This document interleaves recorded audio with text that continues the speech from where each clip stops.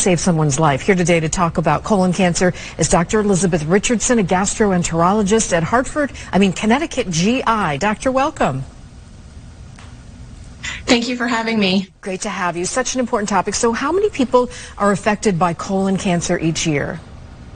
That's a great question. So the American Cancer Society estimates that approximately 150,000 people in the United States are diagnosed annually with colon cancer.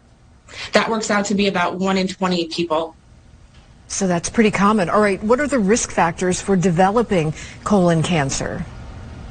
So there are risk factors that you can both change and you can't change. So the most common risk factors is age. We know that as people age, particularly once they reach the age of 45 or older, are at a higher risk of colon cancer. Other risks include a family history of colon cancer. Also, there are certain genetic syndromes, such as familial adenomatous polyposis syndrome, that increases your risk of colon cancer. All right, doctor, talk about how colon cancer can actually be prevented.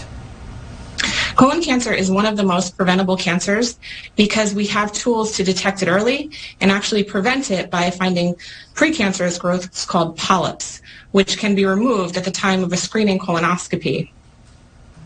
All right, talk about when should someone be screened for colon cancer and what should they do?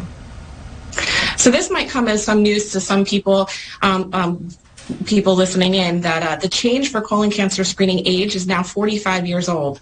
This change was made about 2 years ago because there was an increase in younger people that were actually being diagnosed with colon cancer. So we are saying that 45 is the new 50. So if you're 45 years or older, you need to have some colon cancer screening, and you should speak to your doctor about that. What about colon cancer treatment? Are there new advances? There are definitely new advances in colon cancer treatment, especially most effective when colon cancer is detected early. In the early stages, there's a greater than 90% 5-year survival rate in patients that are diagnosed with colon cancer in the early stages. All right, Dr. Elizabeth Richardson, thank you for this important information. Thank you for having me.